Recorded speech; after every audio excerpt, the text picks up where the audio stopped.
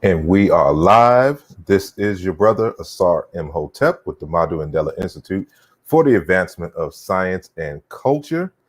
Here this Friday, August the 14th. This is the Devil's Advocate Show. And the topic for today is She Wasn't With Me Shooting in the Gym. Should a spouse get half in a divorce? More to come when we return.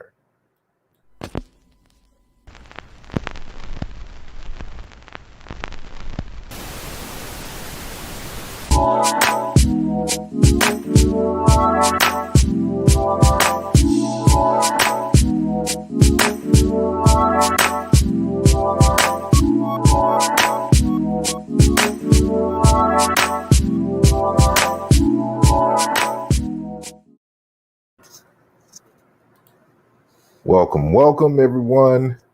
Again, this is another live show, and today is going to be kind of an open show. So for those who, want to participate in the conversation on Facebook and on YouTube, the link is in the chat already. So already we have Sister Amber who says this is going to be a little messy and a touchy subject. Indeed, it can be, but we're all, good, intelligent folks, and I think we can have a good civil conversation without it necessarily becoming the war of the genders. So, I look forward to seeing what y'all, have to say concerning this subject.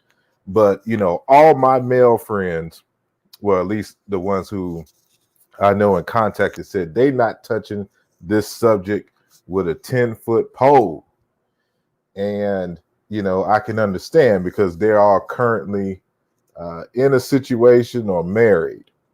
And so, they not trying to give their true thoughts. I even encourage them to put a mask on and change their name and to change their voice, when coming on the show. They didn't even want to do that. And so I'm going to see who of y'all are among the brave ones that would tackle this subject, and won't be afraid of any perceived backlash. We may have to have, this topic again. I'm going to have to make sure I secure some folks. It'd be good to have a good married couple and a divorce lawyer. Like all the lawyers I know, I don't know any personally that is a divorce lawyer, ironically. But I'll find one. We'll revisit this again, and we'll get their topics. But I want to know, for those of y'all who are listening, live, what is your your thoughts? And so the idea of the show is that you have worked hard to build an empire. You get married, and then however long you are with this significant other, for some reason it just doesn't work out. Y'all split, and y'all decide to end the contract in terms of your marriage. So now it comes time to divvy up the assets and things. And so the question being, who should if you are the male or woman, and you made the bag or whatnot, you had the business, it became a multi-million-dollar success, and then the question underlying, is it automatic? Should, upon the split, the significant other, the former spouse, just automatically get half? And what are the pros and cons, of all of that? So, I would love to hear from y'all. I know I have my opinions, and, I just want to get y'all feedback first. And so, as always, I'd like to give a shout out to everyone who was in the audience in terms of the chat, who I can see who are listening but made themselves known in the chat. So peace to Sister Amber, Ja Mitzvah, Nubia, Werbe Kush, Yisrael, Brother Chavez, Don Williams, Sister Monica, and that seems to be it on that side. And then we got Samuel on the Facebook. And so if y'all want to make yourselves known in the chat, y'all do so. And Sister Monica, I put the link in the Facebook forum, and I guess in the Dagger Squad, but it's in this channel as well. So again, you don't even have to show your face. You can use a fake name, because I know you fellas out there, are scared to talk about this particular subject. So all the fellas are running, from this subject. And, everybody talk all big and bad, but as soon as they get into a relationship, they run from this subject. And so so fellas, you can black out your screen, don't show your, and change your name. And if I had one of those voice boxes, the kind that the kidnappers always have in the movies on the phone, I would put that on to disguise your voice. But I don't have that at the moment. So peace, Sean. Thank you for joining us. Peace, Andre. And Tigui Evans, thank y'all for joining the chat and joining us live. So again, the chat, the link for the discussion is in the chat. And so how do y'all feel? And I guess I got to learn to see the details of the situation with Amazon. Hold on one sec. The head of Amazon and how much he's getting. And then the inspiration behind this conversation was the Jeff Bezos situation, as well as the Dr. Dre situation. And so there was, and I could not find it, but I guess there's also a study that shows that for women, the number one way to wealth is through divorce. And I wanted to go through that and check the dates in terms of the merits of that, and to see what y'all opinion was of that. But let me see, Jeff Bezos divorce. I'm gonna look this up. Let me see, because I don't look at. Hold on one sec. We have Sister Mo in the building. Peace and blessings. Did I put you in? Oh, there you go. Peace and blessings. Welcome back to the Devil's Advocate. Hold on one sec. I'm trying to find. So it says Amazon founder Jeff Bezos divorce final with $38 billion settlement. How many of y'all are willing to give up $38 billion? Let me share this screen real quick.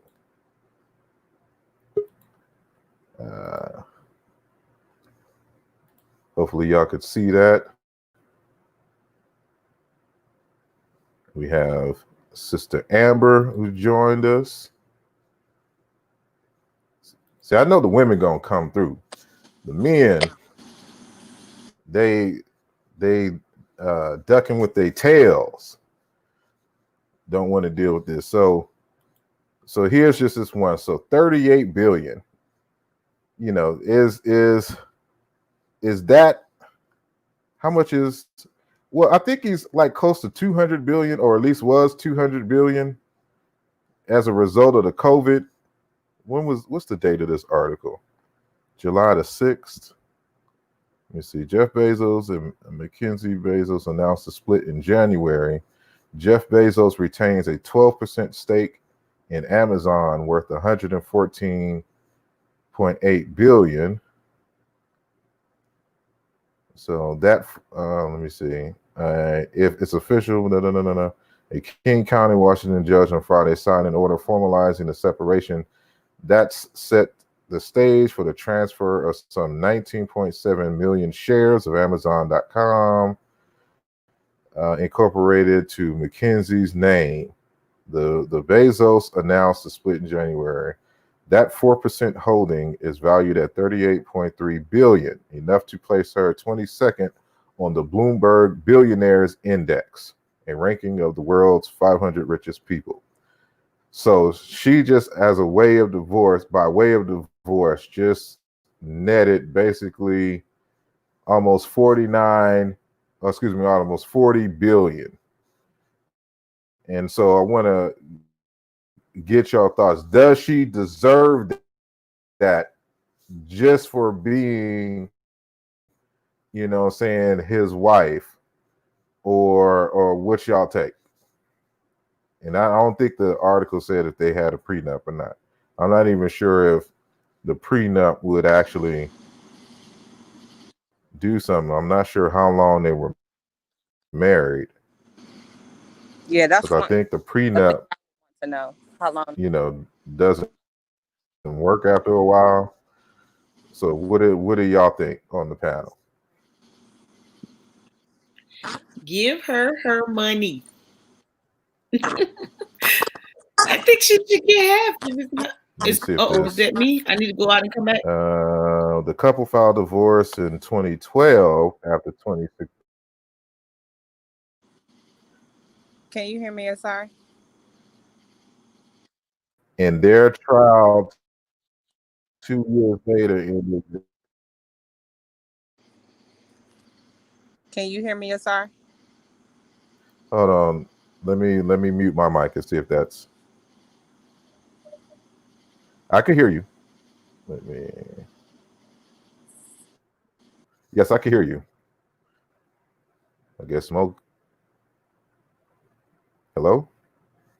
Um, there we go.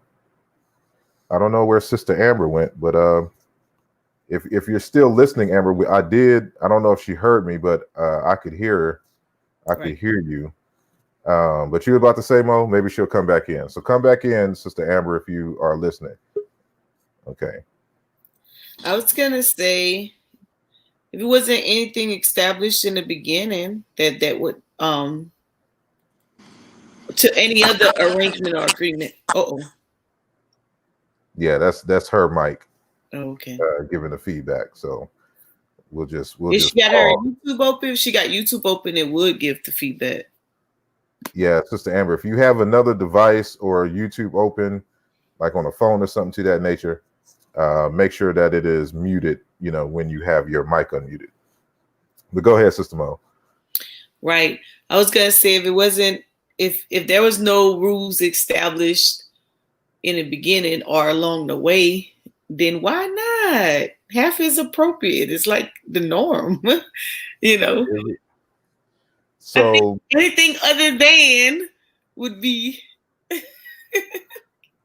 but let me Can because y'all? Can y'all? I can Am hear I you still? now. Am I still giving feedback? No. No. I was outside and probably was the nature, but I did Go want ahead. to say, Okay. for me, I think it depends to me on the length of marriage, Mhm. and the likelihood that they contributed to some of the attainment of that wealth. Like in Dre's case, I know they were married 24 years. So I have to assume that she contributed in some way or another to him amassing the wealth that he has. So I think that her asking for what she's asking for is fair and expected. Now, what I will say is, I think there is some of the things, like if she gets the half, split down the middle, I don't think he should be required to pay alimony. Mhm. Um, I think she should be satisfied with the split of half of his net worth. Um, or if I were her, I would kind of want to do something like Jeff Bezos' wife is doing, with the equity. And that way I know I have some money coming in, or I have, something that I'm building on, versus half and then alimony.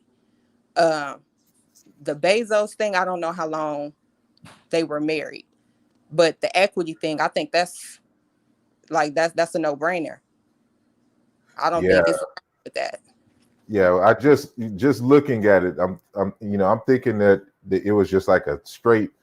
I don't even know where you would keep 38 billion, but a straight like 38 billion cash out. But 4% of the company valued at that. I think that's righteous. I don't have a problem with that at all. And okay, so you don't come into a marriage individualized and whether one is going to make more than the other one. Mm-hmm. Initially, most people come in on that whole, we're one now, it's mine is yours now, and you always know that 50-50 is an option. So in the beginning, you would have already established that. And even along the way when they're building companies, at some point you'd have to have that conversation. Now, because you don't have the conversation and we take turns at the end, doesn't mean, stipulations change. 9 out of 10, I'm either I'm that type of person and I'm gonna say, you know what, I ain't worried about it. You do you, and I'm gonna do me. Or I'm that type of person, and you already know I'm about to ask you for. You gonna give up half, and the courts is gonna be behind me. And if I was with you over 10 years, alimony is on the table because you support it. You put me at that lifestyle. That's just almost practical law in that manner. And so, unless you address it along the way, don't expect me to have sympathy when we get a divorce. If you build $1 billion empire, that's not going to happen. And 9 out of 10, I was there with you.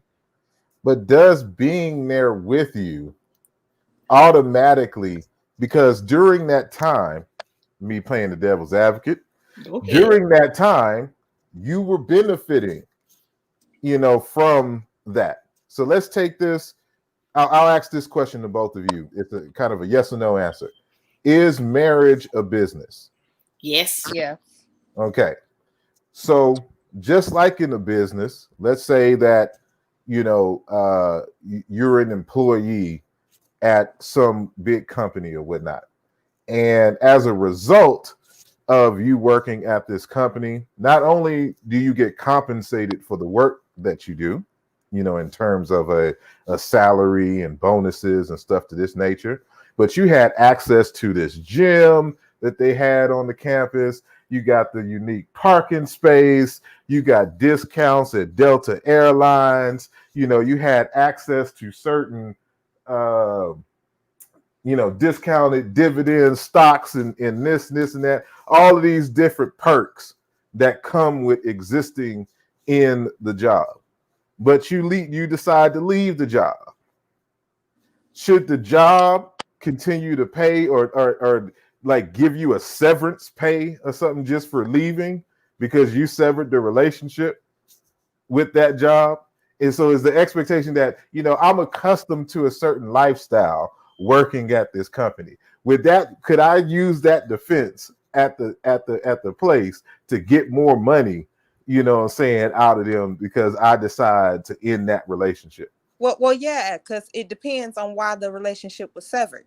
Like in the issue of discrimination, you're gonna get that plus more. You're gonna get what you was getting there plus more, like, because that's a whole suit. There has to be some type of compensation for that egregious behavior. So I don't think that it's outlandish to suggest that someone can be compensated above and beyond, like kind of like, oh well, if you ain't here no more, then you don't get to get these perks. Like, but I also feel like a lot of women just ask for stuff out of spite. They want to take them to the cleaners, they want to teach them a lesson. And my thing is, I'm about what's fair. I'm not going to ask you for more than I think that I'm worth, or that I think that I'm due. I'm not gonna try to get half just because I feel like, well, if I argue and I make this argument and I can get that. No, because I expect that if you've been together for 10, 15, 20 years, like, you have to have liked and loved this person.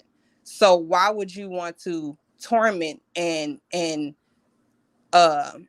punish them? You know, like, at what point do you heal and take your due and move on? Like, why does it have to be a nasty thing? You should be able to come to some type of agreement of what's fair that you both can live with. You know, like, it shouldn't be this at your throat, I'm gonna try to get every nickel and dime I can get. Like, sometimes you leave stuff on the table for the to salvage the relationship if it mattered to you. You understand what I'm saying? Like, how can we split and us both walk away and not feel like I was had or you got had? And that's a different thing if somebody been beating you and they just been dragging you through the mud. But I wouldn't say that no matter what, once you get married on day one, you know, y'all one person and this, like, yeah, that's good in theory. But the reality is people enter relationships to try to come up, and 6 months down the road, they knew the nigga was a cheater when they entered the marriage. Now, all of a sudden, they upset that he cheating because it's a bag that they can take. So now they want to take their little bag because he's unfaithful and use that as an excuse when they knew that. You know, they knew he was going to mess it up and they was going to get paid on the back end. I don't respect stuff like that. Okay. Go ahead. Oh, no, is Amber done? Yeah, I'm done. Oh, okay. So in marriage, I'm not an employee. We are a partnership. In business, there's a such thing as an operations agreement or bylaws where you establish the interest of the company, since we're talking about it from a business perspective. And you also talk about how if this company was to be dissolved, in what manner does it get dissolved? That happens up front. That doesn't happen in the back end, doesn't happen in the middle. However, it can be revisited and established. You could change your agreement. And so in marriage, automatic, giving 50-50 or having 50-50 on the table if you dissolve your marriage is not unusual. That's not something that just fell out the sky. Doesn't matter what the situation is, how it came about, automatic. If you build something, so in a case of building wealth, and if that company was just in the man's name, it does not mean that that spouse was not a part of it. And to get half up front doesn't, if that company is already thriving, you're not going to lose anything. You're going to still profit. The business is still in place. It's not like you're losing or whatnot. And the for the matter of, I know sometimes people would say, it's always, when you think of half, when that word half comes up, it's always on the side of the woman and her being upset or mad. But there are men. Look, Mary J. Blige, right? Didn't she have to give up some money? Yeah. Was Sure her? did. She had to give up some money. So it's not that men don't get half or they're not acknowledged to get half. It's just that we don't hear about it a lot because the men don't want to be perceived like they're a punk because they took some money from a woman. But at the end of the day, it's one or two things gonna happen. You don't have to be in the gym, but I think moral support or just being a support system help him on the court, since you use basketball as an analogy.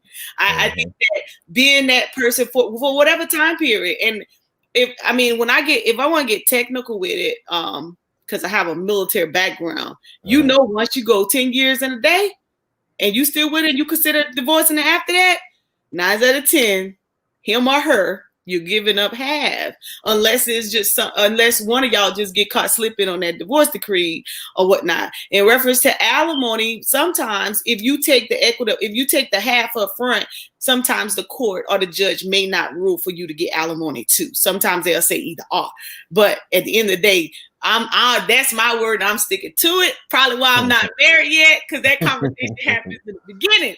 You already know, and I know that I would have to do the same. But in a smart situation, if you know that's going to come about, you work it. Well, some people don't work. Look at Shaq. Remember Shaq? You remember conversation with Shaq, his wife? She saved the money that he was giving her, And then when he found out she was saving the money, he was mad. Come on now, we can't have it both ways. Either I'm gonna save for my rainy day just in case, or you gonna give me half when we roll out. No, I'm just saying. And I agree. I think that's a conversation that definitely does need to be had up front. But I'm gonna be honest. If I had a bag and got married,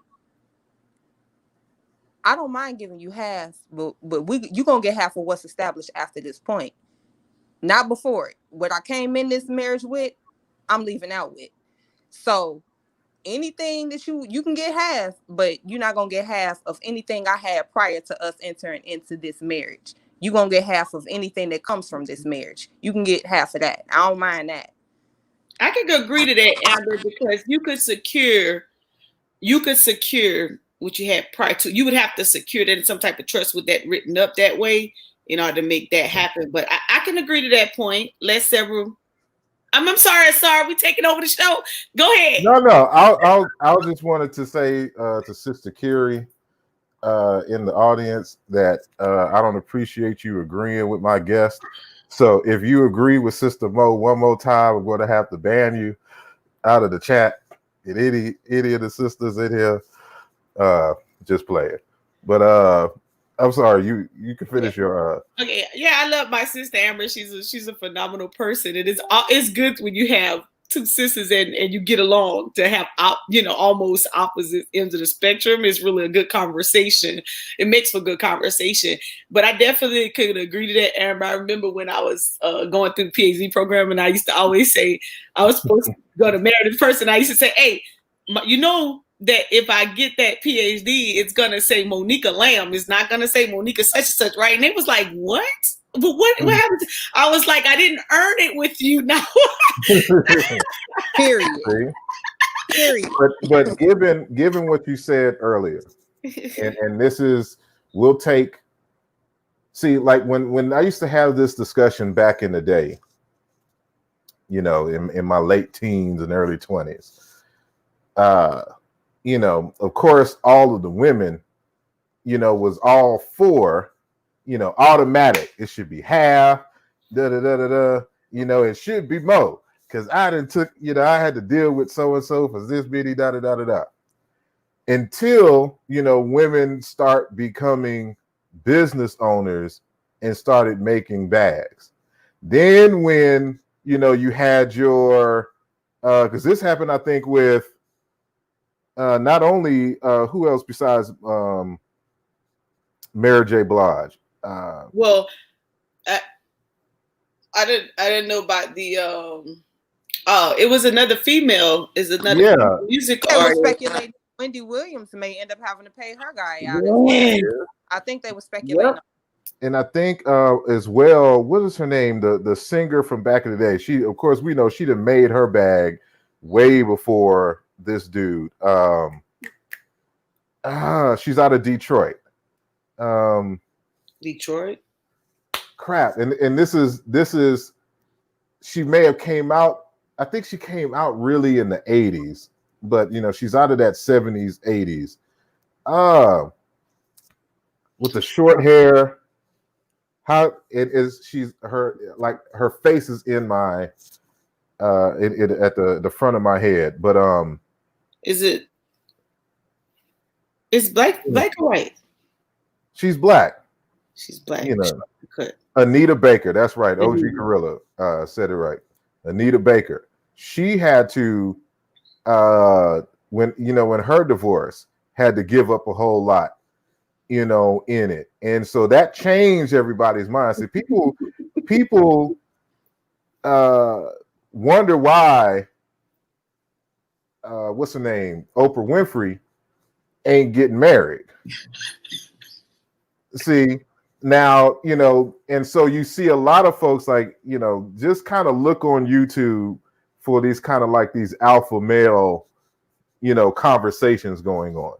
And they're all against men, or at least high value men getting married, because there's no benefit if things go wrong for the man or whatnot. So that's a different conversation in of itself. So I wonder, if a man had, it was the same, it was a situation like an Anita Baker, a Mary J. Blige, etc., where she, made the, or had the big wealth and had to pay out, have to a man, is it viewed the same way? And would you have that, like, would you have the same feeling? Like, it's all the way, because I understand the logic behind it, because it's really rooted in the way that marriages were set up in the early days, because women didn't go out and work. So if you had to stay home and you was, in the house for 20 years, you're not building, you're not gaining any new skills, you don't have employment history and things of this nature. So if they get a divorce, they just left out there, with children. But if you are able-bodied, you're working, educated, da da da, should the rules apply? So I guess that's two different questions. Should the rules apply? In that same way, if you are college educated, you've been working, you have your own, income and things of this nature. And then the other question being, if you, is it treated, should it be seen the same if a man, gets the bag, saying, from a woman who she had the business and it thrived, was multi-million-dollar, bag or whatnot, and he inherited that wealth as a result of the divorce. So y'all can answer that however y'all feel. You want to go first, Monica? Oh, yeah. You ask on the man, if it's on the man side, should he receive? Yeah. I'm the when you, I think that even in this day and age, when you're married and you have that level of success, that, and you have to upkeep somebody's lifestyle, or you allow their lifestyle, because a lot of times, I think, contrary to popular belief, is that when you dealing in such a high upscale level, you talking millions and billions, or it can even just be in the hundreds of thousands, and you have to you've upkept that lifestyle for so long, whether that person, obviously you decided whether the person works or not, or the person supports you, that if not the have, then it seems to me at some point you would have been um having that person set themselves up, or giving them enough that they should be setting themselves up. But I don't think people really be thinking about divorce or that in along the way. I think that people just kind of, for whatever reason, they end up just living a life. And then when it does come and they cannot support that lifestyle, they anxiety, depression, they go to doctors and they come up with every reason why you should continue to support their lifestyle. So I think male or female alike, my position stands the same. I don't think that back in the day it should have been because you couldn't accumulate a skill, I gotta help you out. I think that it's just a matter of you taking care of each other. And as I said before, don't worry, you'll make that money back if you already progressing. You're not gonna lose nothing at that point, I don't think. I don't think it should be a nasty divorce, but I just think it should just be an agreement, a mutual agreement, especially the kids involved. Yeah. So for me, I personally feel like I believe that whatever is good for the goose is good for the gander. So I would be hypocritical if I said, well, guys shouldn't be able to, get paid if the woman was the one that pretty much was the breadwinner and made the bag. Now, I know, like in Mary J's case, especially, I do believe that she hired him as her manager, right? And I don't think he really was a manager or was in the industry like that prior to that. So that's kind of like a job she created for him to have income. So when he lost that marriage, he lost his livelihood. So and she fired them, kind of nullifying even their employment contract based off of their personal relationship. So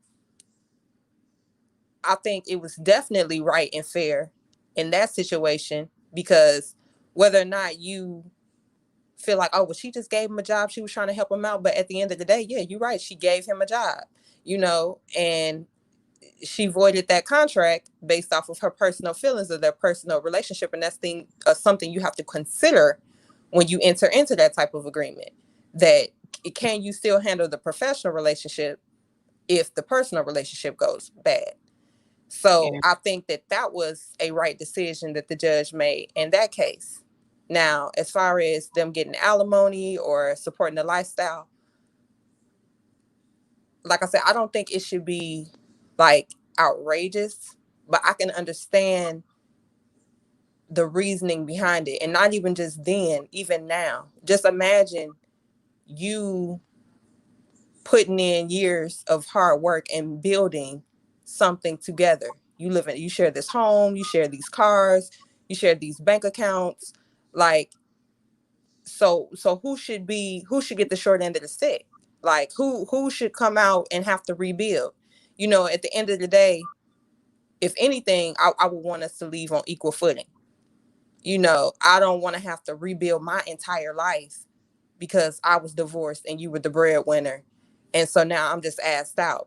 Like, no, at least, and it shouldn't be like I have a problem with I think they have to pay like alimony or spousal support until the person gets remarried. I think sometimes they put a time limit on it, but I definitely think it should be a time limit on it for those people that are able-bodied. Because if you able-bodied, I understand, supporting you, but how long should somebody be required to do that before you have to get out there and support yourself or take what you're given and make a life for yourself?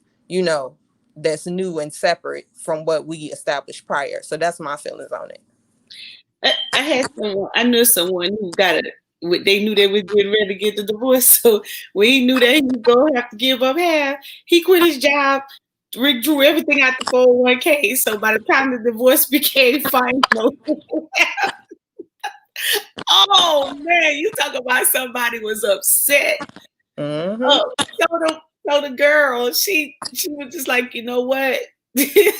just whatever the alimony, whatever that dollar amount would come out would have been, just I think she took like a certain amount of months of alimony and called it a day. And she was like, you know what, I'm not about to deal with this because obviously we're gonna have a problem for the rest of our lives. But I thought that was the worst thing. I was like, what? He quit his job and withdrew all his money. Mm-hmm. And so guess what? Now you can't really, unless it's on something that you can put your hands on, you can't really say he's worth it. Yeah. Now we've already agreed that marriage is a business, right? So that's one business. But if, let's say in this case, the man has another business, what makes the spouse in their business, unless they have a business themselves and she is an equal partner, what gives her the right to get money from another business? They're two separate businesses. So let's say, for example, that me and Mo, we start a business. So we dealing with all kind of government contracts and the like, right? So, but we're not married. I'll just try to make the point. So me and you are not married. We just tight. We good business partners. But I decide I want to start another business alongside our business, and me and Amber partner up for some business. We make trinkets or widgets, whatever they always say when you go to college, and you learn in accounting and all of that. We make widgets, right? So, is Amber entitled to the profits and things that you and I make, Sister Mo, because she has a relationship with me in another totally different business? And if if we decide to split and dismantle the business and divvy up the assets or whatnot, does that automatically mean that she, Sister Amber, saying, gets access to that as well? So if that's not the case, then why in the marriage should it be thought of as that way? Because he has another business that has nothing to do with that business. That's a totally separate business. In the marriage business is different than business. Yeah, maybe marriage is more like an economy. Look at it more like that. Yeah, marriage business is a little bit different, but if let's say if one of the other one were married to you and these businesses was established from partnership, I'm gonna just tell y'all right now, if it's me, I'm getting left out, I'm coming after yours and hers, like the lady did Fantasia. North Carolina, but yeah, business now, it's just regular business partnerships. Then no, we have no part in one or the other. That's fair game. But I think the marital piece is a little different because I think we consider it like a marriage. Marriage is the parent company, and anything after that is a subsidiary. Period. But how is that the case if, let's say, in the case where either the woman or the man already had the business going, like Mary J. Blige was Mary J. Blige before she married old dude. Dr. Dre was Dr. Dre before he got married to his wife. And so how can the marriage then be the parent company of a business that was already established? Matter of fact, that business would be the sub business, if anything, if we go to use that in a case like that. That's why I said in the case of but no. Businesses expand all the time. So you get partners, you have acquisitions, you acquire other businesses, you grow, you get bigger, So Walmart wasn't always this big chain. It started out as a small store. And I'm pretty sure over the years they have made business decisions that added value to the company and made it larger and larger and larger. You have to look at that as an acquisition.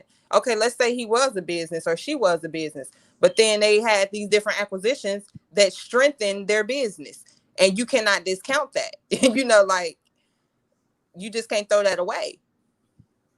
I don't know about that one. We have Sister Carrie, Ella on the line, and Hi, good evening, everyone.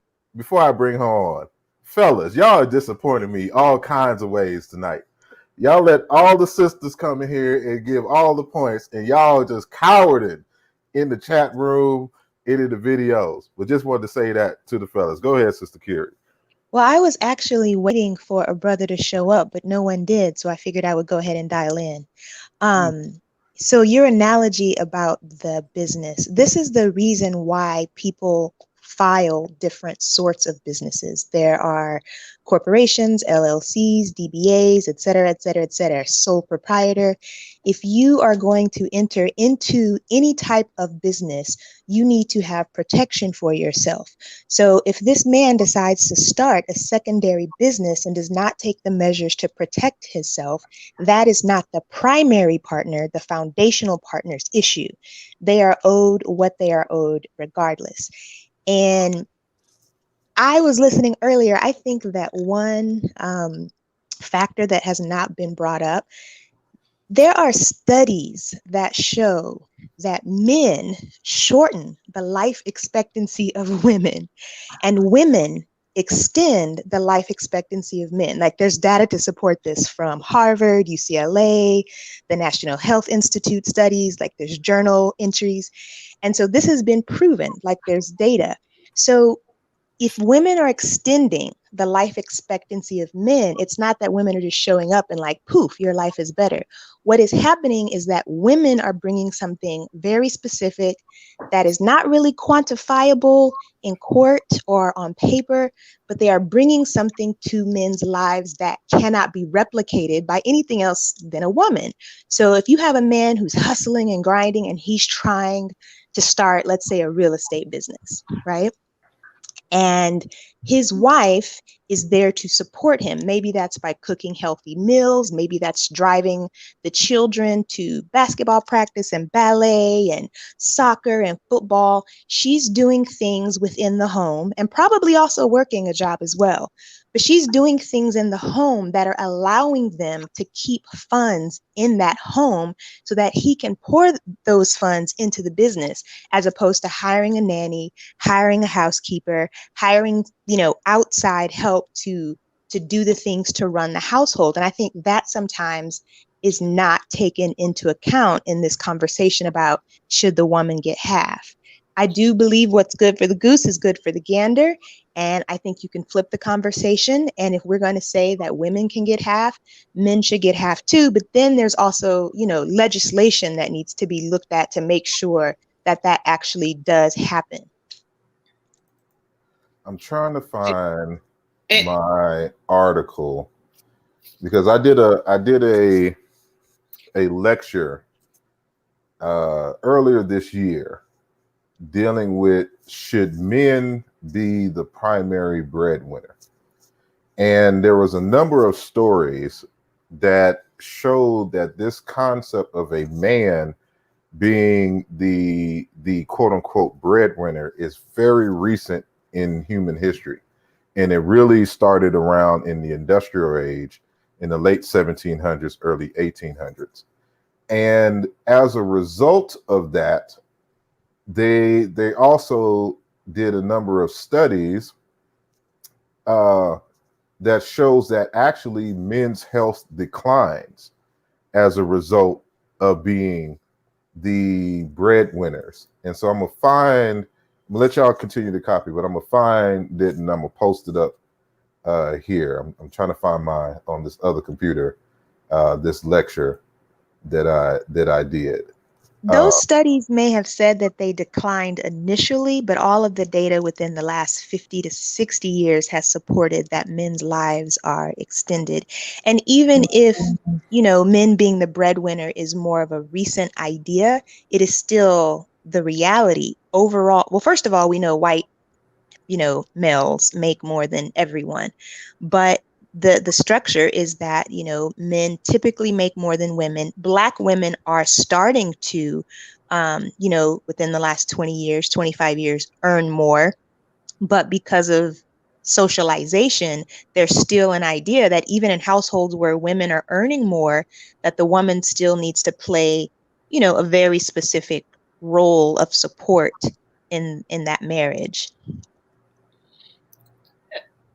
Is the two article okay? So is the references that the both of you are giving, one being from a support perspective and the other one just being the man being the breadwinner? Are they taking two? Do they have two different angles coming in? No. Well, what I'm talking about is a series of studies, and again, I'm gonna pull up. I'm trying to pull up this so I know where to go on my on this computer to pull up the things. But Okay. it comes with the idea that the extra amount of stress and work that a person has to do in order to be saying the breadwinner. And even within that context, there are women, like I showed a video of a woman talking about or asking that she's on a panel having a conversation about can women have it all, and she argues that you can't because one of the reasons is just the amount of time and work that it takes to be at the top of your game in any type of industry.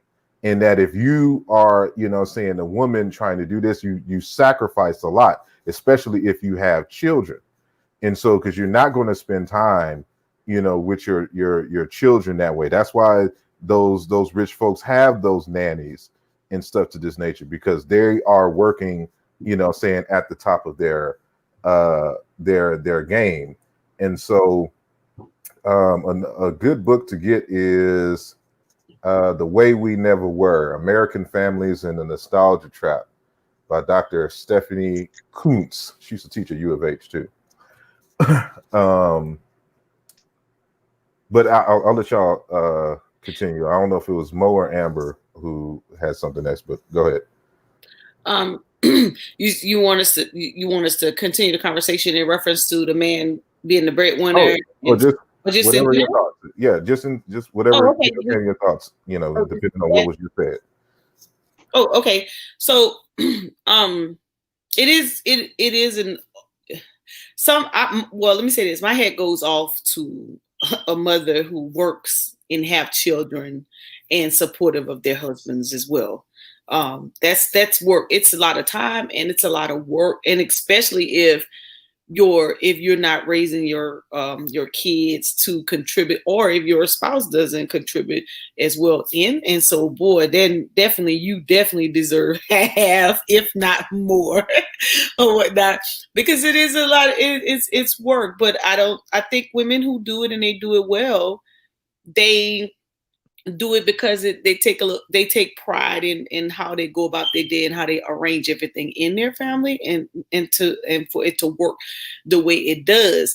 I think that sometimes a woman gets undervalued when it appears that the man built his empire alone, or that because it's his, that she had no contributing factor. I think that's a total undervalue. Now, whether or not when it comes down to monetary gain, or how you're going to divide something, a lot of times there's a conversation between the man and that woman, and sometimes those factors doesn't even come down to being a 50-50, but a lot of times it's already it's an agreed upon, and I keep saying that, between the both. Or if that person doesn't want to, or they feel they don't have to, it's encouraged.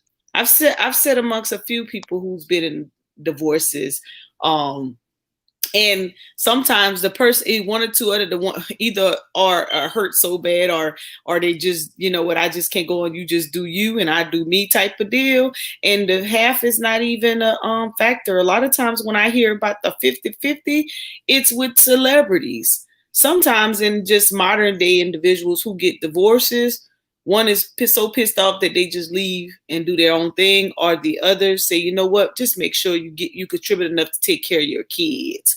A lot of times I think that it's celebrities where it kind of gets blown out of whether 50-50 is a matter should that person have. But like you said, she didn't come in the gym, so does she really owe it? I think if she was there to support and she held them down, yes, I'm still riding with that.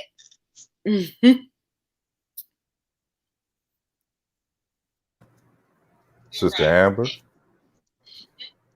Yeah, I'm not against too much of anything that she said. For me, I do know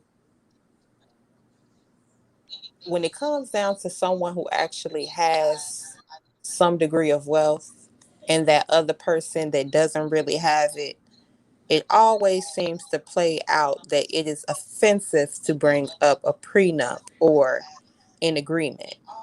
So, and a lot of people will use well, you don't really love me, if we have to put that in place, because it's almost like you're expecting us to fail. So I know if I had a big bag, I'm not going to hold you. This is something we're going to discuss up front. This is something we're going to have an agreement on. Either that, or I know the law, and I know the law is going to favor me, and I'm not going to be out of too much because I've checked it out. But 9 out of 10, we're going to have a prenup. period. Like, I don't even really want to discuss it. And if that's a problem, then no, we shouldn't be getting married. But some people are pressured into not signing, or pressured into signing when they have some degree of hesitancy. I don't know. I think it's a case by case basis, an individual. Everybody got to do what works for them. I would just rather know what I'm getting into when I'm getting into it versus trying to figure that on the back end. I would rather have that agreement up front, so that way it ain't no confusion when it go left. We agreed to this. Why y'all happy, huh? Mm-hmm. Let's go get this out the way while we drinking Yep. tea. All right. Now, this is just one of the articles that I was speaking of. This is coming out of Live Science. The title of it is "The Breadwinner Men May Have More Money, but Poorer Health." And I'm getting feedback from one of your Somebody got the YouTube open. yeah, I'm gonna just mute y'all mics. Okay. I just want to show that there's data. There's another one I have in my notes here that talked about the individual labor as well. And so this is coming out of Science magazine. Being sole breadwinner is bad for men's health, but good for women. And there are some other ones. And so studies are showing that, this concept of being the breadwinner, and, regardless if a woman is present or not, matter of fact, I guess it's the concept of being in the family, it has no factor, in terms of the extending the health. The general consensus is that men's health deteriorates as a result of that particular role in a particular marriage. And so one of the reasons why I brought is this in the context of he's the only one working? He's the only one providing for the family? Or Yes. is it in the context of he's making the most? I think he's the only one. I think it's in both. I think it's in both, for some of these articles. And so I think that the reason they probably fall into that is because you don't so you go out, you take care what you have to take care to bring back, to have a nice financial stability for your home, and it doesn't negate you coming back and being a companion to your wife.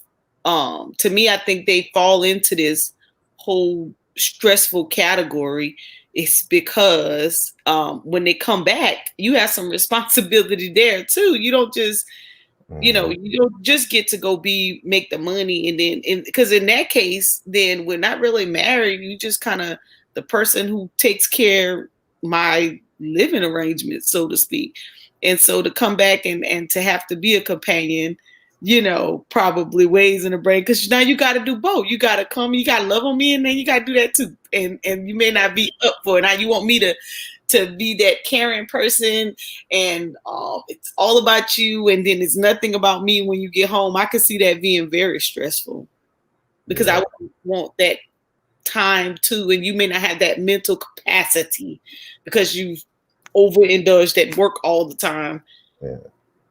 Yeah, I can see how that goes. I also think too, because normally they're in more demanding fields or positions, as far as physically, emotionally, like their work environment is more stressful too, because in order to carry a whole family, you have to be making a decent amount of money, and normally you're carrying some type of stress at work if you're in a high-paying job where that allows you to carry your whole family, or even for the most part carry most.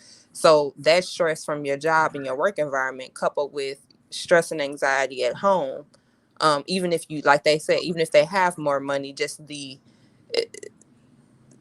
women are more prone to, well, we want to do this as a family, or we need to do this, we need, like, they see the money coming in, but they still want that time.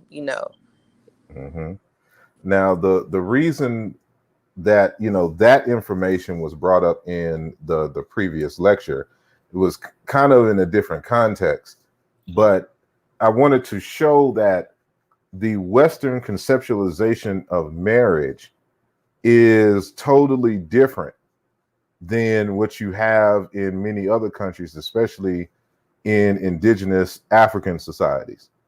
So the point being here, like, and I showed some documentation from, you know, like settlers and colonialists who were coming into Africa and documenting what they were seeing when they got there. And one of the things that they would constantly see in places like Central and West Africa is that the women, you know, had high positions in the society and they were considered equals, but also that they were bred, you know, they didn't have money like we have money today, but in an equivalent type of thing, they had a role where they were supposed to bring something in, you know, saying to the household. So like this one source that I have dealing in the Congo, it talks about the responsibility of the woman. The woman was supposed to bring in the vegetables. They were the primary farmers, but the men were the primary builders and hunters. So they were supposed to bring the meat. So if they're bringing the meat and everything, and the women are bringing in the vegetables, you have a full course meal, but it's something that y'all are contributing together, and y'all are making something, you know, bigger than what y'all would have individually had, you know, saying the thing. So the expectation, like he is just supposed to be the sole breadwinner, is not an indigenous African concept. And so, and what I wanted to show is that when you have that sole responsibility, that your health declines, you know, in a situation like that. So keep in mind also that when you are married in an indigenous context, families get married. And so this whole notion of it takes a village to raise a child is like a real thing in a traditional society. So it wouldn't be like, you wouldn't have the excuse, well, the wife was at home raising the kids. The wife isn't at home raising the kids all the time. It's the wife, it's two other women in 3 houses down, it's grandmothers, it's people, like the whole community, like they just raise children together. So you have a support network so that you don't have that stress of trying to do everything individualized like we have here in the West. And so that's the context, you know, for what. Do you mind if I add to that really quickly? Hold on. First and foremost, welcome Sister Alkabulon Mind to the conversation. Nice to have you on the program. Still disappointed in all you menses for not showing up and giving your input. But go ahead, Sister Alkabulon Mind. Okay, well, since I had a little intro, let me just say much love to my sister Monica. I love you to death, and she knows that already. So this is and you know I love you too, so I just have to show my love to Monica. Uh-huh. This is a very personal conversation for me because I have a family with predominantly men. Okay. And for me, seeing my male relatives taking care of full families on their own and literally seeing their health deteriorate because the woman is not pulling her weight. And so I do not believe that in a capitalist society, anybody should be at home solely working from home, period. So I wanted to add that. And so just based on what you just said, historically, for us, that's not even our traditional way of doing things anyway. But it just simply does not make sense for anyone in this society when resources are extraordinarily important in to amass resources for legacy building, for someone to be home simply feeding children, and I do it all day, feeding the children and just simply cleaning the home. Those things are important. But you can do those things together while both trying to gather as much resource as possible for your family, period. So if you hear a little passion in my voice, it's because it's a little personal. Okay. Now keep in mind that I understand in the context, like if you have very young children, like, you know, during that time period, the man should expect to take much of the load. You know, but after a certain while, especially when kids are going to school, unless you homeschooling, you know, your children, then you would expect for them to get into a woman to get into the groove or whatnot.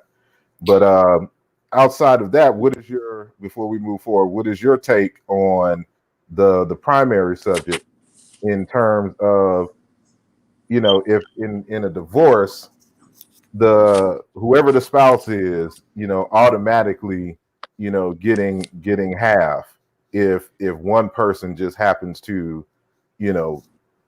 have an exuberant amount of success, and it manifested itself financially. Don't be scared. Say it. I don't agree with it at all. I don't believe that anyone should get half of anything. I'm married. My husband and I have businesses, and I'm not. No, the divorce will be a serious situation. Please. That anyone should get half of anything. And the people that we reference, they had businesses. Dr. Dre was a rapper before he married this woman. So I'm going to do him regardless, whether it was her or someone else.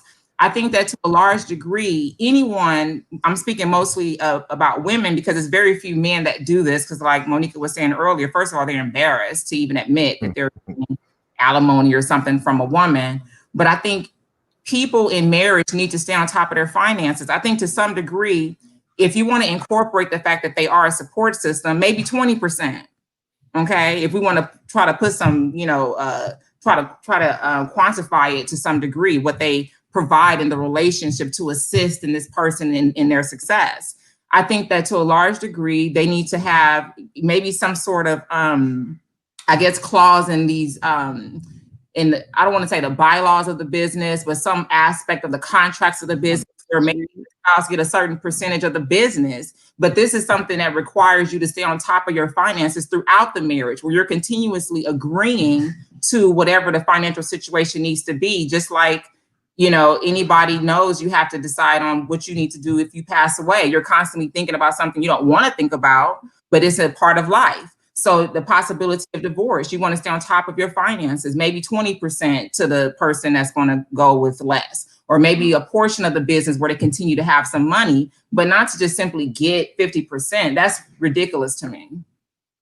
Yeah, I do want to touch on two things. One that you brought up as far as the woman being at home, and like, now I have several men in my family that is their preference. They prefer they'll say it, well, don't work, quit, and the women in my family are more, no, I'm a go-getter, I'm gonna get out here. But it creates dissension because they want to be the sole providers, and the women are more drawn to getting on their own.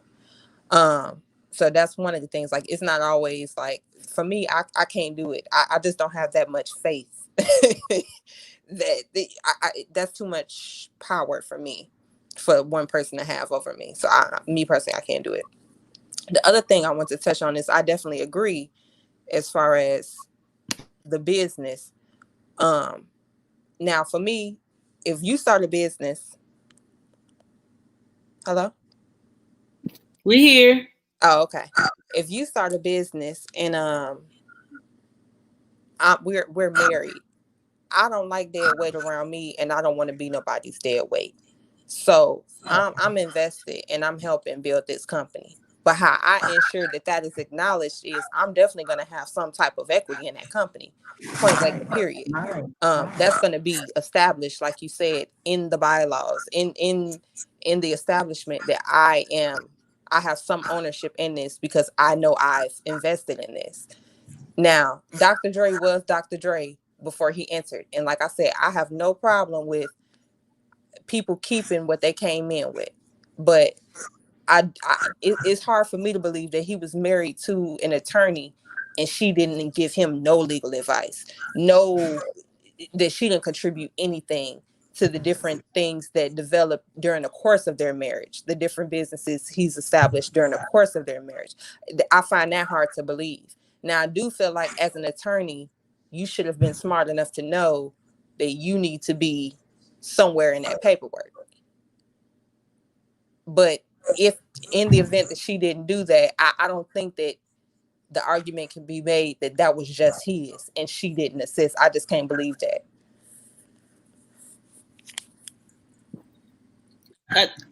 in business, I tell people all the time who's going to do business, even with regular business, have the money conversation first. Then you can follow anything else after that, because anything else after that is not going to cause you to have an enemy if you have to dissolve. And so I'll say the same thing about marriage.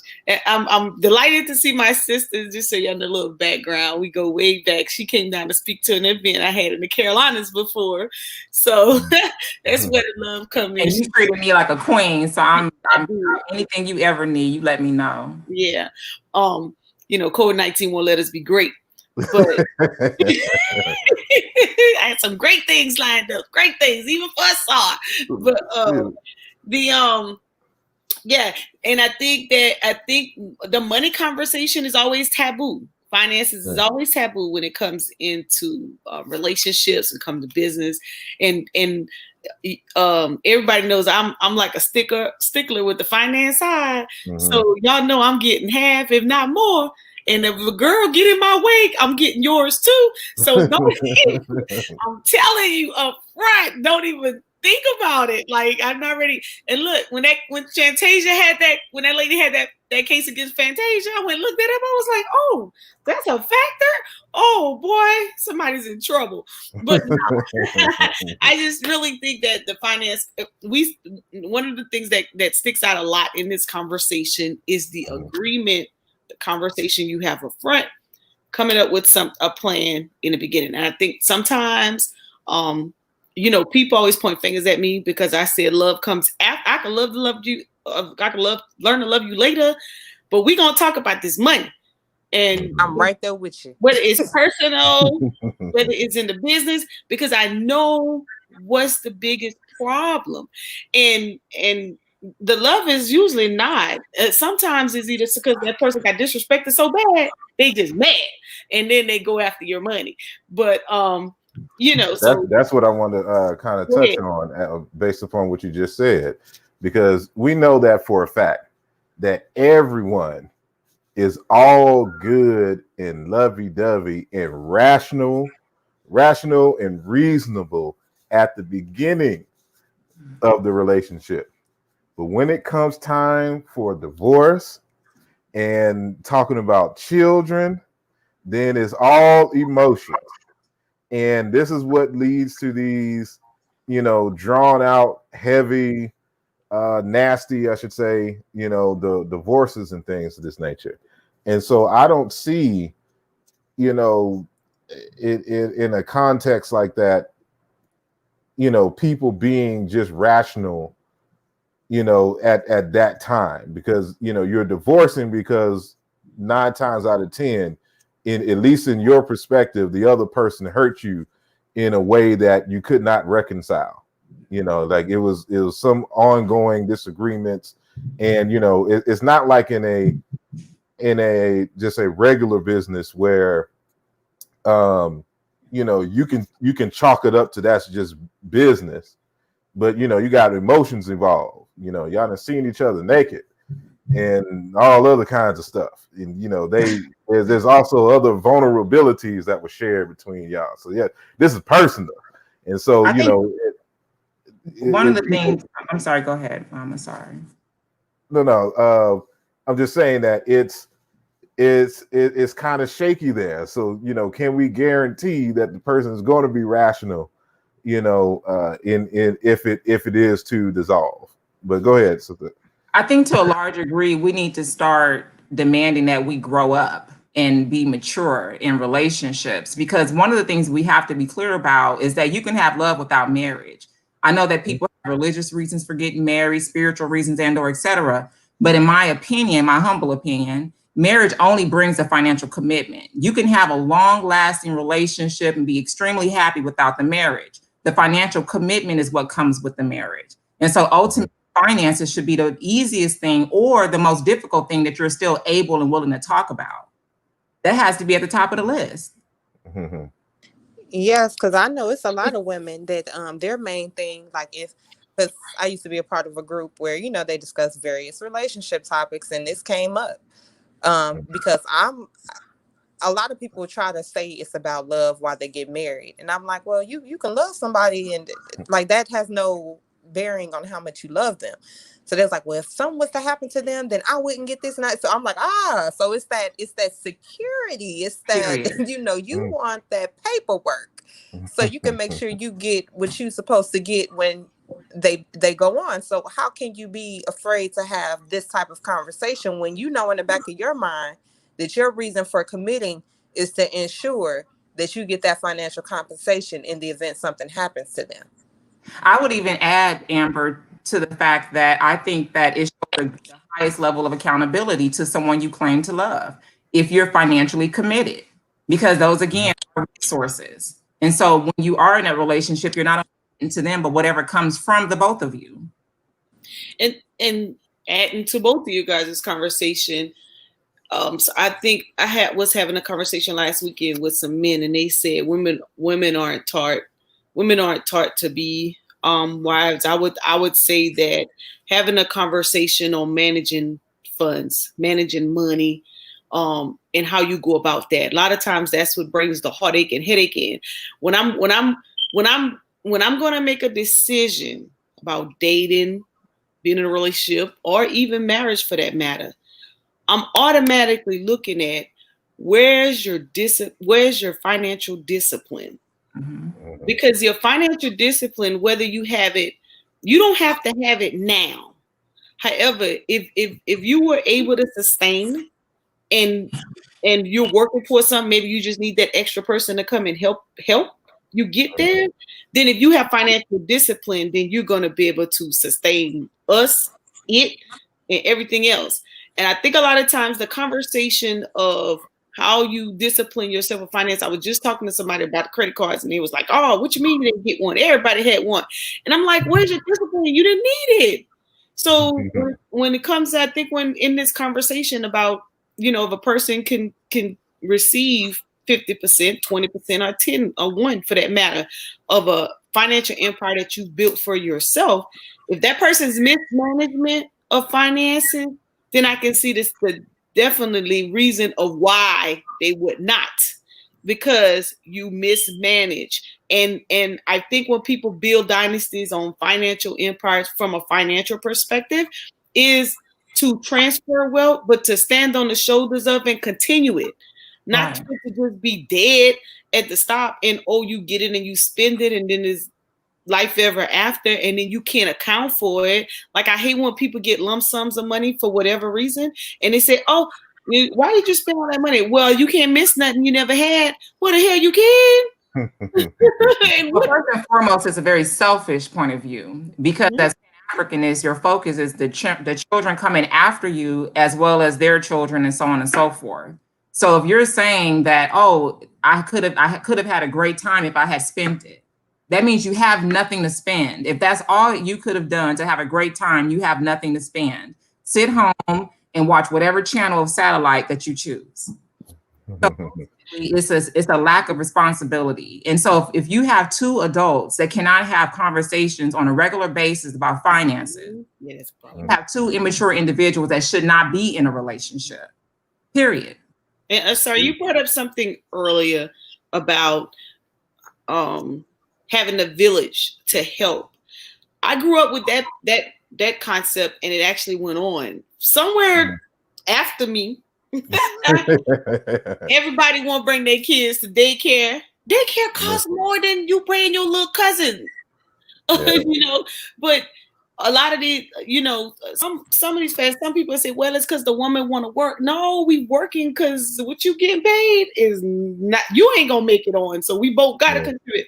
I do believe now in some instances, based off of where we are now, that there are opportunities that one or the other could work from home, and you actually, like right now, it's gonna be more relevant because of what the pandemic has pushed us into and whether you could contribute. But I do believe that you get to some contributing factors. So I try to have conversations. We have a lot of women's group and conversations to say, hey, listen, if you're going to be the person and you want to help contribute so that someday if you do split, you could split off, then you're going to have to add value to that. But there's a way.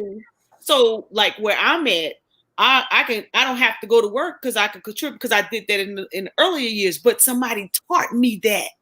Mhm. Now, I didn't just I didn't come up with that grand idea on my own. And so I think when we're mentoring, we're coaching, whether it's young men or young women, we're cultivating them into this environment, that we're having those conversations so they can understand that when you do get married, or if you're in a relationship, then these are the responsibilities of the relationship.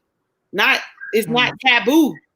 I would even go so far as to say that if you are in a serious committed relationship or marriage, you should be having weekly financial meetings, period. Mhm. Fine. Because the reality is that when you listen to Dr. Amos Wilson, when he talks about, in one of his videos, I can't remember which one, lack of creativity. So you have what Asians, they didn't have any resources, but we're buying all our products from their countries. Whereas you have Africa, where our resources are depleted. And so you have to have the ability to have creativity and imagination. And I think when you set aside a day, even 30 minutes, one day out of the week, to review your finances and to also set plans and goals for how to increase. And like you said, Monica, even if it's a matter of doing something from home that's extra, or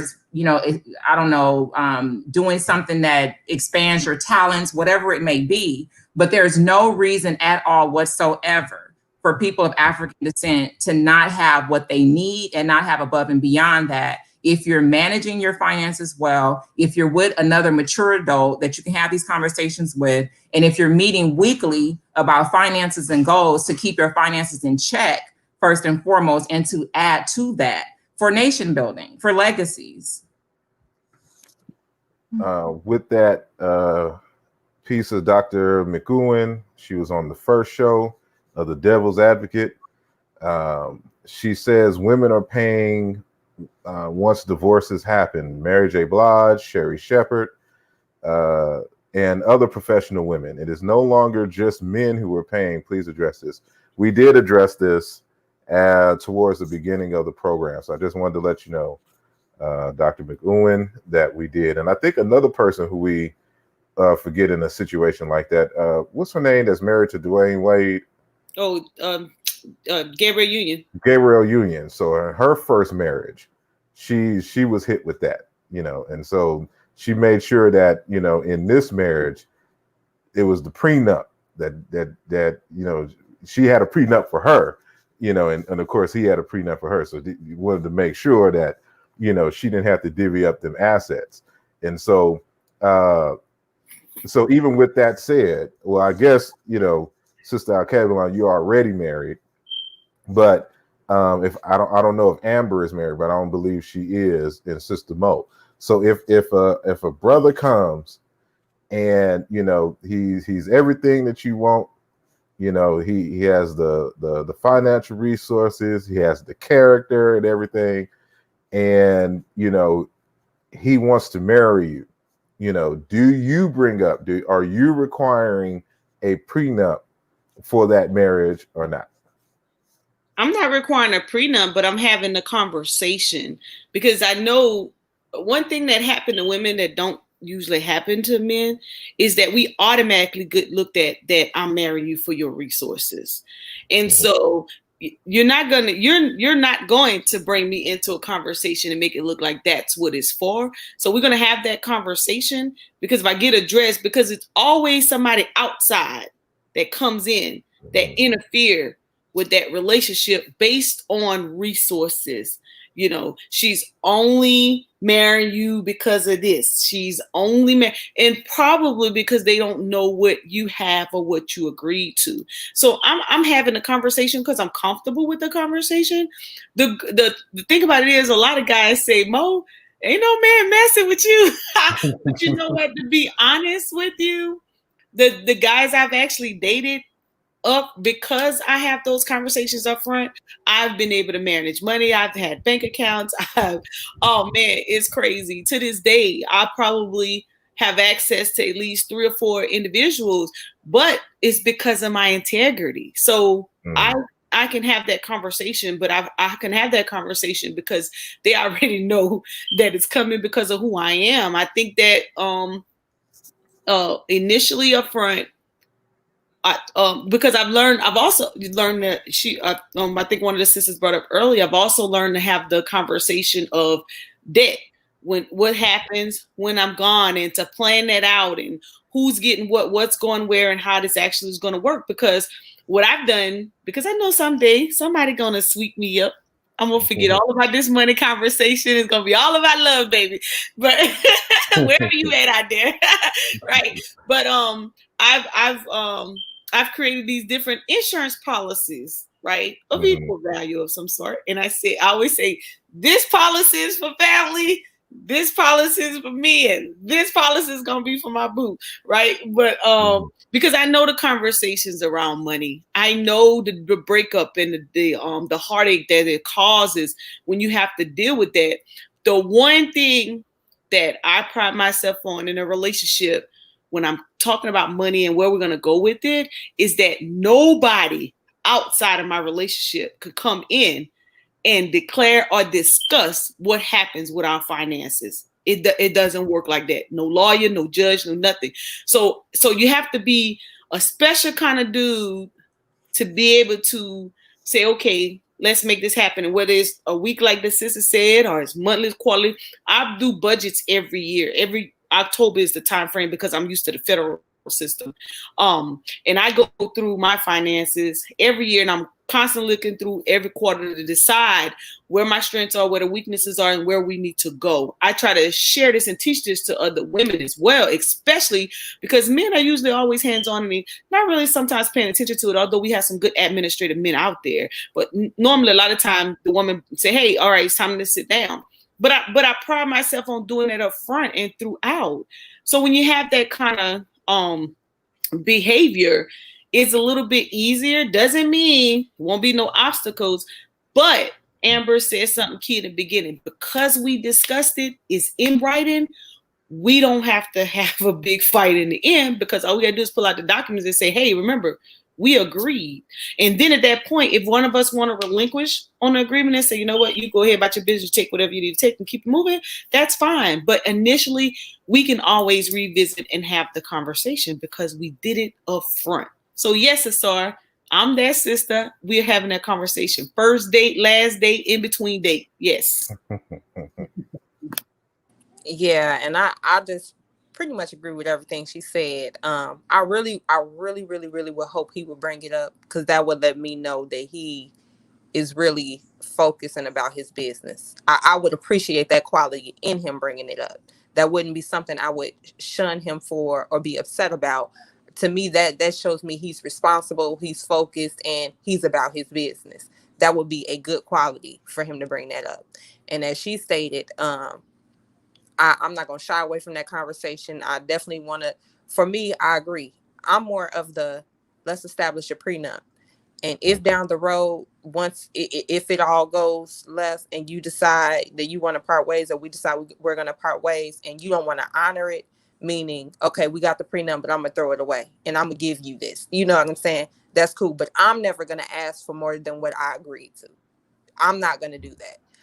I'm a woman of my word. If I say this one I'm good with, this one I'm good with. Now, if you want to give me something more than that, then that's on you.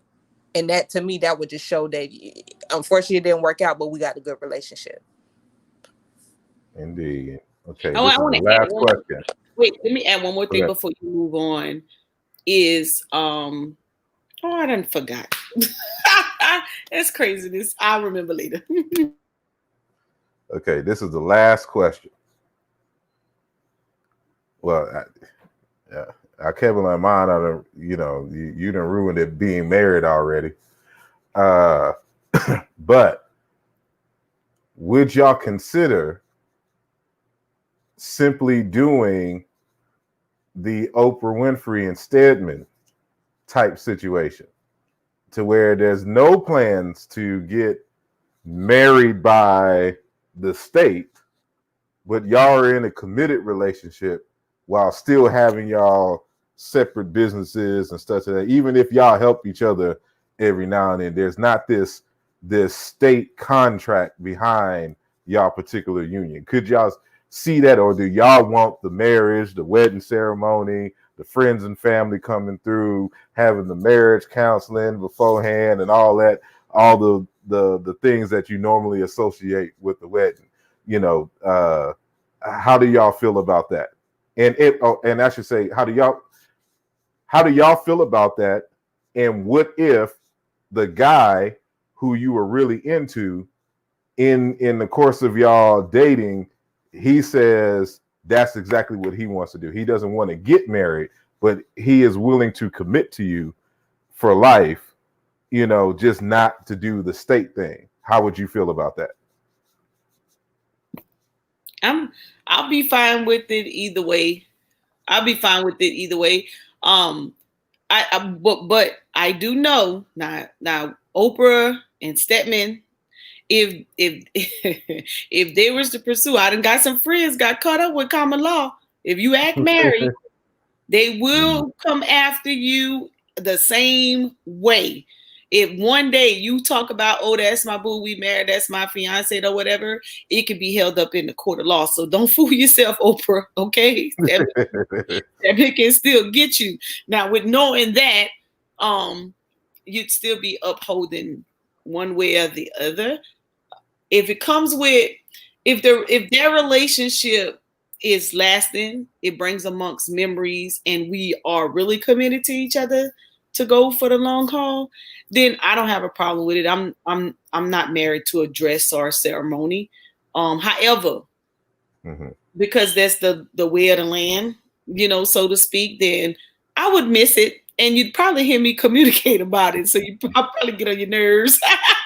You know, but the whole ceremonial is just kind of beautiful, and it's a memory of which we love. But can I live without it? Yeah, I can live without it. But do I want it? Heck yeah. I'm not going to sit up here and lie and act like I don't, you know.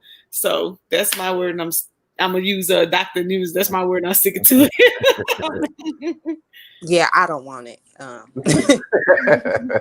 don't. That's never been like a dream of mine.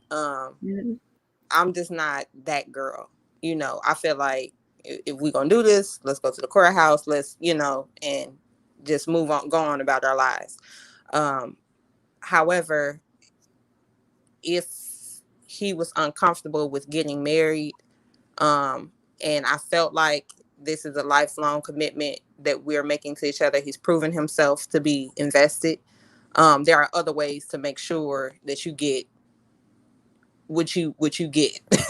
So I wouldn't really necessarily make that a qualifying factor for us being in this relationship, for me personally.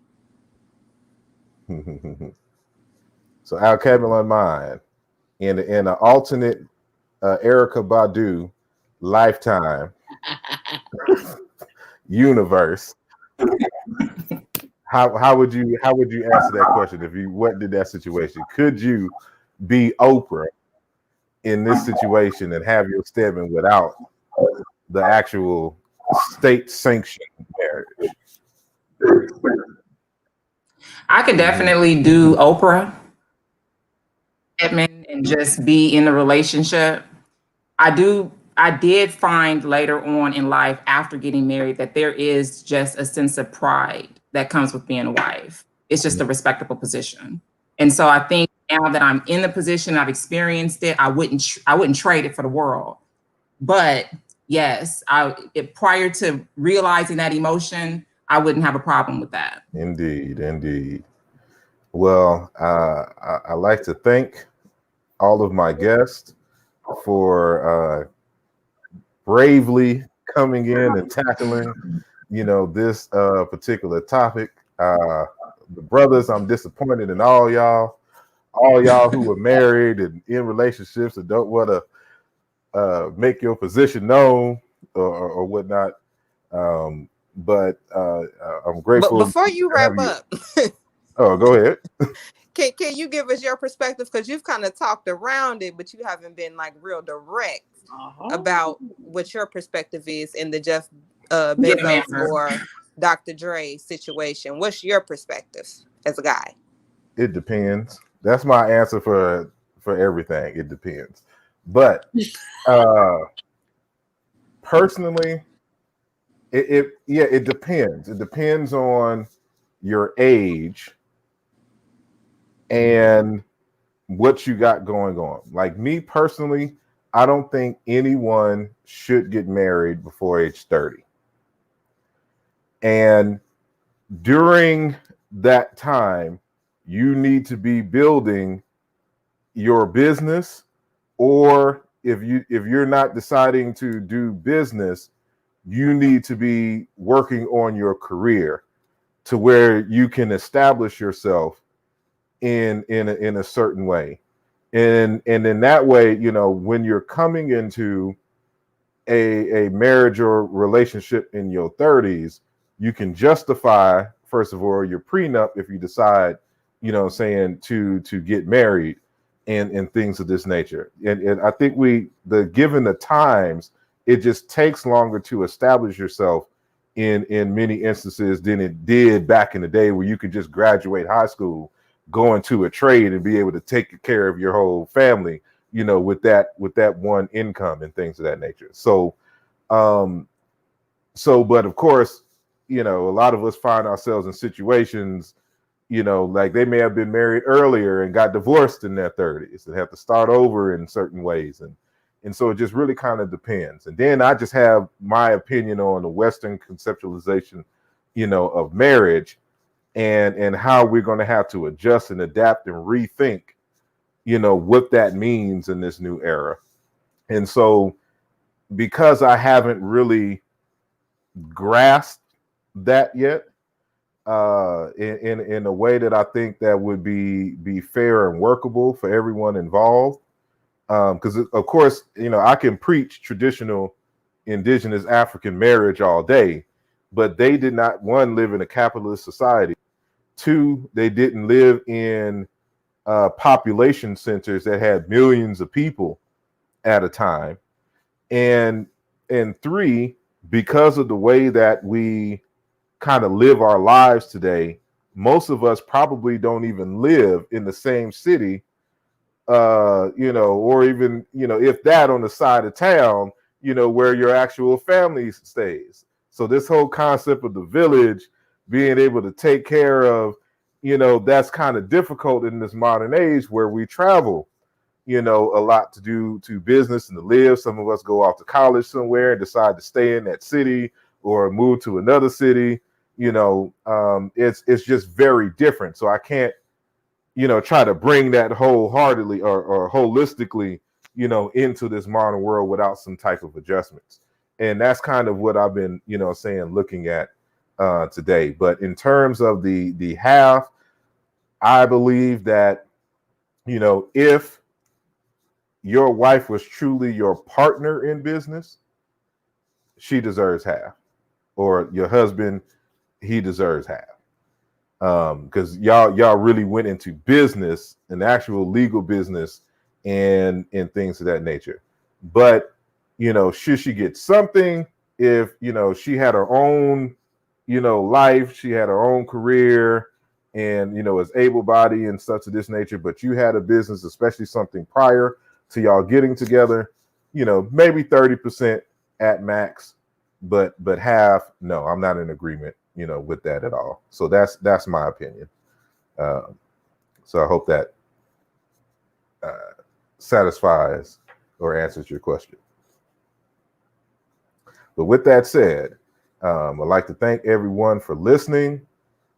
Please like and subscribe. We'll be having more of these types of discussions. And so, as y'all know, I'm trying to diversify the subject matter on this channel. And so I don't hit y'all hard every week with some deep Africana studies, even though I would like to.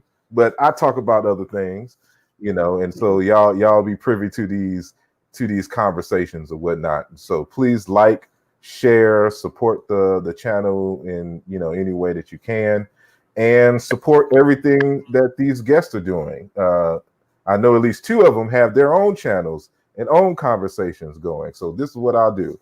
I'm gonna go Sister Mo, Sister Amber, and then Sister Akebula on mine. Tell them, where they can find you, what you do, and how they can support you. So go ahead, Sister Mo. So you can find me, my name, Monica Lamb, Facebook, Instagram, website, lambps.vpweb.com. And currently, every Wednesday on the Dagger Squad, I do the Urban Economic Empowerment Show. And on Tuesday, I have classes. And right now, we're training new or inspiring businesses or people in business on federal contracting and grants, and in particularly your budgets. So yes, if you guys are interested, you have to join my team. No way around it. There's a reason for it.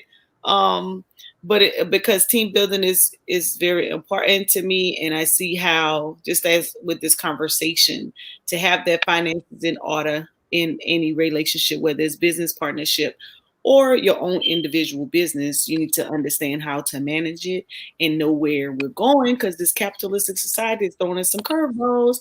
So if you guys are interested, you can inbox me on Messenger and we'll go from there. Thank you, Asar. No doubt. Sister Amber? Yeah, I don't have a platform that I'm currently on, as far as like YouTube or business to promote. So I'm just gonna thank you for allowing me to voice my opinions on this show, and shout out to Mo and Alika Bulan. And it was great. Alkebulan. Okay. Thank you for the conversation. It's been a great show. I appreciate speaking with you guys, and I hope to see you guys around. No doubt. Peace. So anyway, you can find me on Akebulan Mind, YouTube, and Facebook, spelled out the same way you see it on the screen. And I focus on self-development, personal development, and I'm centered on people of African descent throughout the globe. So essentially, that's what I talk about. I generally journal before I post. So anything that's heavy on my heart that I want to share at that time that I feel it helped me, that it could possibly help someone else, and in turn, as a community, we're all being helped. That's what I focus on. So yes, that's indeed. And so once again, I appreciate you all for joining, and thank you all who have continued the conversation in the chat room, both on Facebook and on YouTube. And so I originally had a show scheduled tomorrow with another one with Dr. Shamarka Keita, but he had an emergency. He had to go do something with his mother, his aging mother, and we have rescheduled for the 22nd. So that interview, will be, I guess, maybe the following weekend. I guess it's the following weekend. And so y'all check that out. And of course, subscribe to the page, visit the website, asarimhotep.com. And so I could update you, join the mailing list, anything that we got going on here, and beyond the YouTube channel. So with that said, wait, so where are you live on? Where are you live on Facebook? On Facebook, I'm live. Normally, I do it on my personal, my government name channel. Page, which is Harold Johnson. But this time, I decided to do it on the asarimhotep page. So that's where it's live right now. And so I have several different. I have with what is this? StreamYard. They used to only allow you to stream on 2 platforms at the same time. So now you can do 3. And so I don't know where the third one is. It may be on the Armor Raw Squad page or something to that nature. I decided to do it, but I have one. Usually, I can either stream on my page, the Harold Johnson, or the asarimhotep, the Armor Raw Squad, and the Black Science Month. Besides the YouTube page, and so it'll kind of fluctuate with that, but it'll always be primarily YouTube, and then depending on the topic. So if I'm dealing with a scientist or a science, I'll stream on the Black Science Month's, page or whatnot, and things of that nature. So, but it should be, on that page. Okay. But with that said, I will see you next time. Y'all subscribe to the channel so that y'all can be reminded of the shows when they come, and set your calendars, hit the door, not the doorbell, what kind of bell is that? Like almost a Liberty Bell kind of symbol that they have. I forgot what it is, but click the bell so that you can get the reminders. And I will see you next time. Peace out. Peace.